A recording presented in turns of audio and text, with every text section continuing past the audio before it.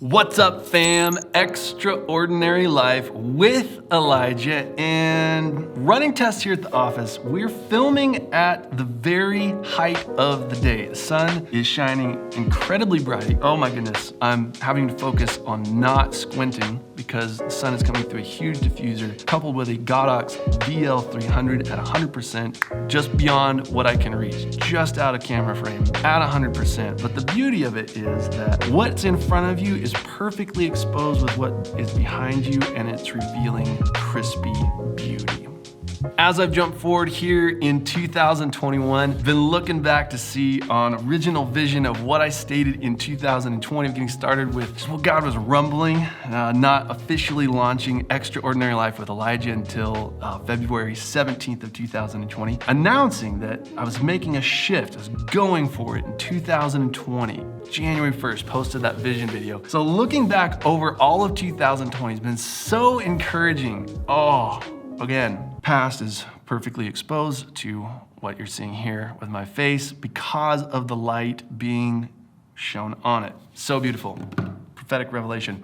But just looking over the last year, 2020, what has God done in all of the vision that I established, celebrate His successes, and lift it up before Him as an ability that I've used. So I'm giving Him an account of my ability in Extraordinary Life with Elijah. So over the last year, I have produced over 250 videos. As I went back and looked at all the videos that I've produced in 2020, I kind of amazed myself. I didn't know that I had produced that many videos, but coupled together with all the videos that I've posted here on Extraordinary Life with Elijah, my real estate videos that I've produced for independent business clients, ministry videos, pouring into the lives of other people here in the area that are doing ministry stuff, all the videos I produced for them, and then other videos that I just produced for random people. Like, I want to do more of that this year, but there's just been some videos that I produced where I see a situation of beauty, a family or a situation or a business, or I just go make a video and gift it to them. But out of all of those videos that I've produced, in 2020, I produced over, I know for sure, 250, but in 2020, I have produced over 250 videos. Just fires me up. And the reason that it does is that out of 2020, the vision that I stated on January 1st, 2020, I said, I'm just going for it. This is burning inside of me. It's something that God's placed in me. I've wanted to do it for years now, and I've held myself back, and I'm just going for it. And that out of that faithfulness, that consistency to just make videos, gift them to people, post them, and just keep going in the faith that God's given me, He has worked through me to give me amazing success. And so I praise and I honor my Father for the grace that He has given me to have such a high return on the investment of what I've been doing. Out of that, bringing the light of His understanding and revelation into my accountability, my accounting of the ability that He's given me and how I've responded in that ability. Response ability. It exposes beautifully what's in the here and the now and helps me to see what's exposed behind me, that it's in proper exposure together, and it creates just this crispy, beautiful image. It's just awesome. But it also gives me motivation and vision for heading forward into 2021 to continue the pace and the race of the grace that God has given me, but also to, in faith, increase that. I'm not actually sure how I'm going to produce more than 250 videos. That was a lot, but faith is not always logical. But I think the thing that encourages me is lots of study that I've been doing recently about the talents. There's lots of parables in the Bible about talents and a master giving his servants money. There's the parable that Jesus tells where the master gives his servants 1, 2, and 5 talents. There's another where he gives servants minas. There's another one where a servant has 10,000 talents. There's lots of different parables. But as I've been studying all of these parables of the talents, they're all starting to run together as I understand the character of Jesus and our Father more. Specifically, starting out with the parable of the servant who lost 10,000 talents. talents. Now, I don't know what that dude did. Did he use them irresponsibly on things that were not oriented to the master's heart? Did he just lose it? He had a hole in his pocket and 10,000 talents just fell out in a ditch somewhere and he's like, oh no, I can't find him. Whatever the reason, when the servant was called before his master to give an accounting of what the master had entrusted to him, regardless of how, he realized, oh no, in this moment, I don't have an ability to give an account because I lost it. Now, if you're familiar with that parable, it says that the servant tells his master to be patient with him and that he'll repay the master what he lost. The master understands better than the servant does the great boon of his trust, and that there's no way that the servant could ever pay him back. And so even though the servant is not asking to be forgiven, out of the goodness of the king's heart and realizing the servant can never pay him back, the king just says, I forgive your debt. Now go in peace. I think it's interesting and very instructive, though, that as the servant leaves the master's presence, when he finds his servant who owns him the $5 and gets mad with the servant and says that he calls to the security of his kingdom, the guards, and says, take this man and throw him into prison until he repays me what he owes me, $5. Now, that's a different discussion, but here I think the incredible insight is that here's a man who's just lost 10,000 talents of his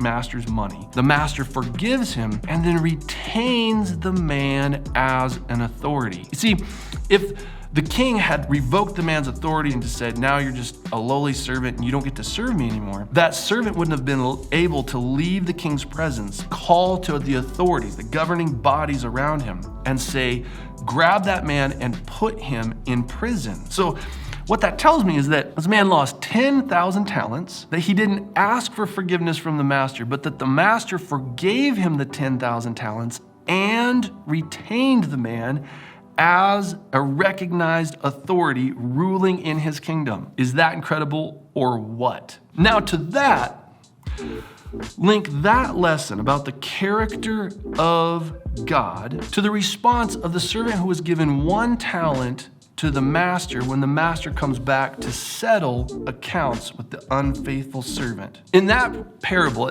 Jesus says that a master gives 3 servants 1 talent, 2 talents, and 5 talents. The servants who were given the most talents, it says, went right away at once and put their master's talents to work. But the one servant who was given 1 talent buried that talent and did nothing with it. When the master came to the servant who had buried the 1 talent and asked him to give an account of the ability that the master had imparted to him through the talents and the resources that he had diverted to his trust, it says that the lazy servant says to the master, I knew it. I knew that you are a hard man, harvesting where you have not sown and gathering where you have not scattered seed. So I was afraid, and I went out and hid your gold in the ground. See, here is what belongs to you. After this indictment by the servant who is wicked and lazy, the master says, you knew that about me. Well,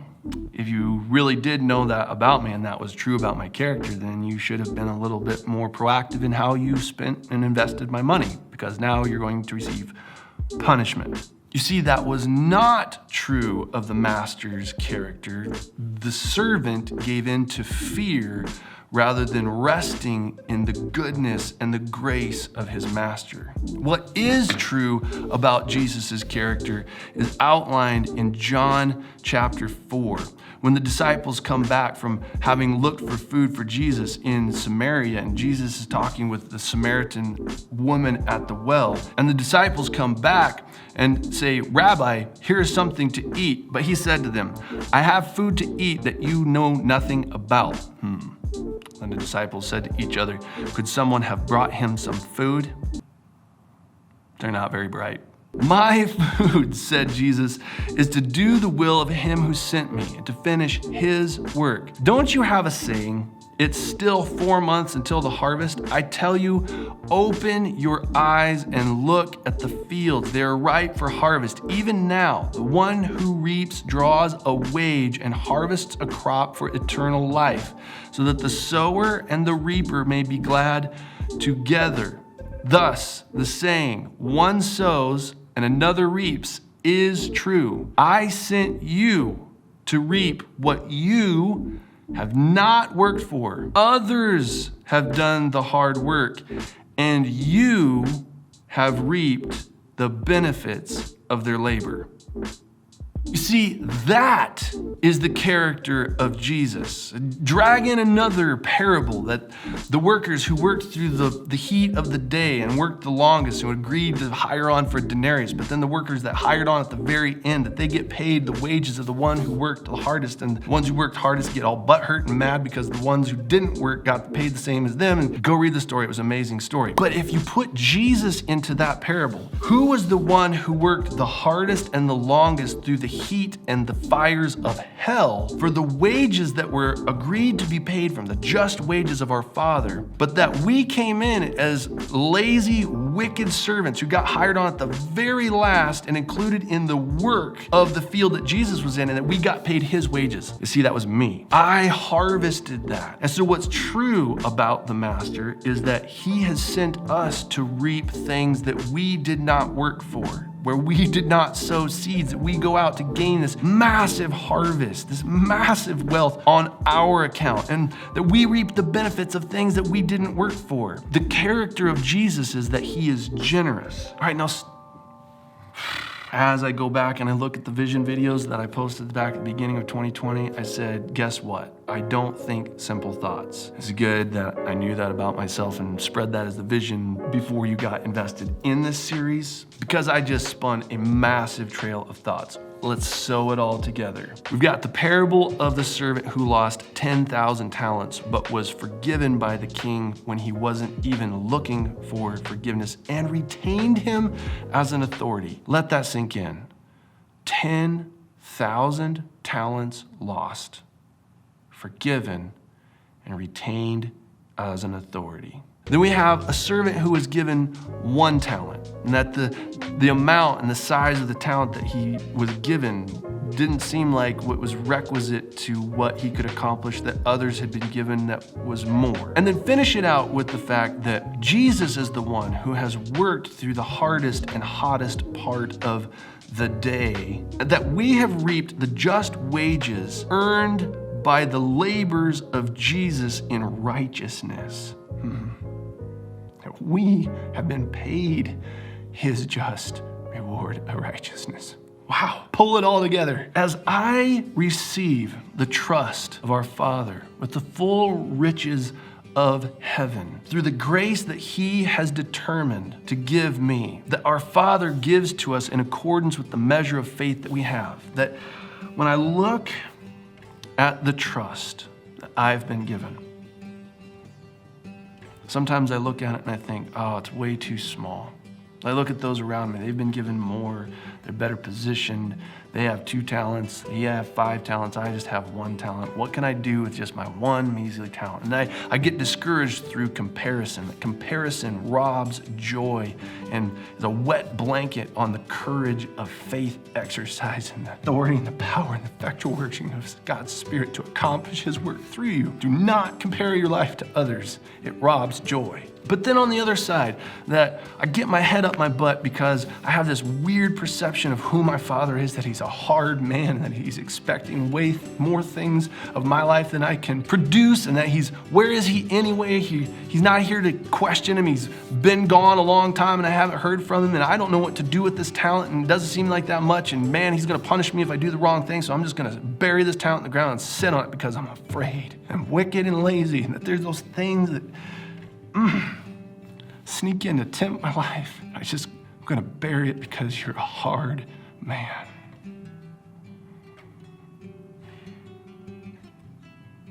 But that's not true. That I have received and lost numerous millions of talents through his grace and his riches given me out of the overflow of his compassionate and graceful heart. And I have spurned the riches of his kindness, patience, tolerance, his gentleness. And that out of a place of not even understanding that I should ask for his forgiveness, out of my guilt, my shame, that I said, be patient with me and I'll pay you back. Oh no, I have violated the holiness of an almighty God. Be patient with me and I'll pay you back. But that a holy God looked at his estranged enemy, an orphan enemy of perdition, and said, I forgive you and I adopt you as my son. You are forgiven and I confer upon you the authority and the righteousness of my kingdom. Now go and rule as an established authority of my kingdom reign on earth. My Father is not a hard man. He's graceful beyond my wildest imagination, beyond the highest calculation of my mind and heart to understand. He is graceful beyond all understanding. So reasoning from the faith that my Father has given me, and out of the overflow of the testimony of his grace upon my life, if I have repeatedly lost tens of millions of his talents imparted to my life without excuse, with no knowledge of where they went or that they were even imparted, but that I knew that my life was held accountable because my name was written next to them and that he has forgiven me of the mismanagement of all of that grace. With how much more confidence, then, can I with abandon and joy go at once to invest the one talent that he has given me, my life? Knowing that I have a gracious, compassionate Father, that if I wrongly invest, recklessly spend the one talent of my life and lose it all, that he will not forgive. That out of my heart of faith and my love for him, that I said I could not help but invest my life. It was more painful to sit on the talents that you've placed within me. It was more painful to not risk it all for the pleasure of your heart than to play it safe, than to go at once, to be reckless, to produce 250 videos plus in your name, to seek to please your heart. These videos seek to serve my Father's heart through the exercise of my gifts, to impart grace to you that you could know him more, to serve his heart, that you could exercise your gifts to impart grace to others.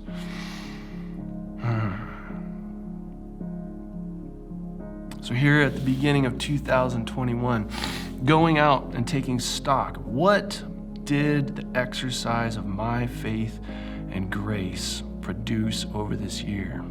And to give an account of my ability and the use of the gifts and the passion and the vision that he's placed upon my life. And not just to take account, but to take the momentum and the faith that has been begotten through faith exercised and choose to invest my life in him and his purposes more. So wherever you are in your life, here starting out in 2021, my Father is good.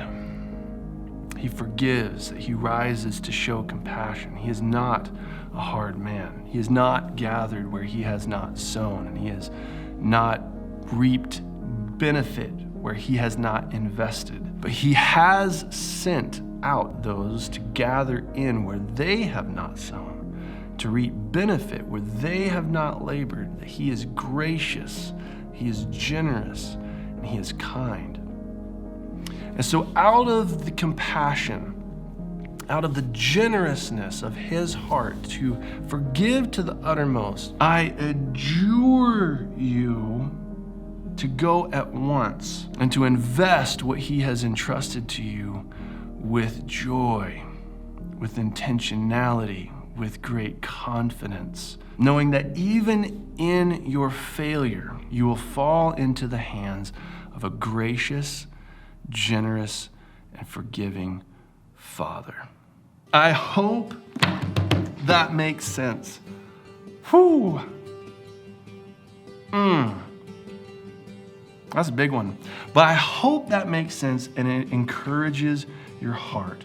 Run with perseverance the race marked out for you. Do not grow weary in doing good, for at the appointed time you will reap a harvest of righteousness if you do not grow weary in doing good. Therefore, fix your eyes on Jesus, the author and perfecter of our faith, who for the joy set before him endured the cross, scorning its shame, and sat down at the right hand of the majesty of our Father in heaven. I bless you as you start your race on 2021. I pray that it would be more effective than any other year to date, and that when our Master returns to settle accounts with us, that he will find good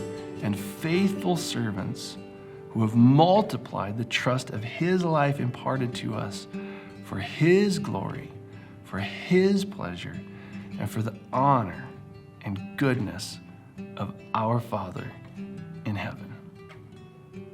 If you subscribe to what I am doing, hit the button, hit it, and then get it. Hit the bell as well so you get notified with the new content. And if you loved this video, didn't just like it, hit the thumbs down button. I pray blessings on your day. I love you guys lots, and I will see you in the next video.